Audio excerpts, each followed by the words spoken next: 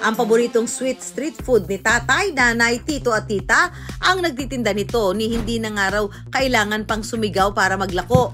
Dahil makita mo lang ang kanyang itinitinda, alam na ang gulay pink na inumin na nilalagyan ng sandamakmak na gatas at chocolate syrup. Ka-wonder, tara! Scramble! Hindi kayo namamalikmata mga ka-wonder. Walang halong salamangka at camera technique. Kayang maitaob mismo ang scramble na ito sa loob daw ng 10 hanggang 15 segundo.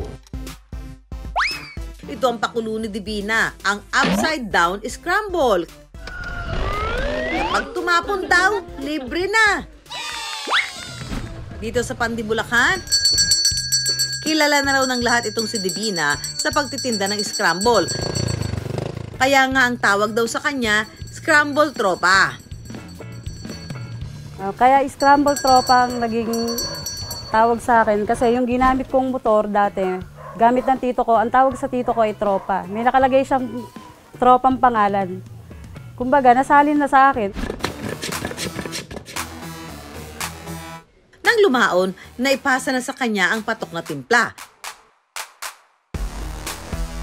At kanya ngang nadiskubre, mahihigitan pala nito ang dati niyang minimum na kinikita sa isang araw sa ibang trabaho. Hindi lang pala siya kilala sa kanilang lugar, kundi pati sa social media. Ang isa nga niyang video, bumenta lang naman ng 10 million views. Sa tito man niya galing ang timpla ng makapit na scramble. Si Divina naman mismo ang nakaisip ng pakulo na itaob ito. I wonder, ano nga ba ang sikreto sa likod ng kanyang upside down na scramble? Ang sagot? Nasa pagdadagdag ng asin sa yelo na nilalagay sa ilalim ng pinaglalagyan nitong container.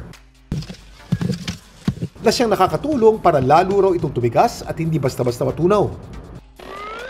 Patunay daw ito na hindi tinipid sa lasa. Mas sagana sa gatas, mas makapit ang timpla. Katunayan, sa isang araw, umaabot ng 1 hanggang 2,000 piso ang kanyang kinikita. Tropa, patawag naman oh. Masarap. Masarap po siya, saka po mura pa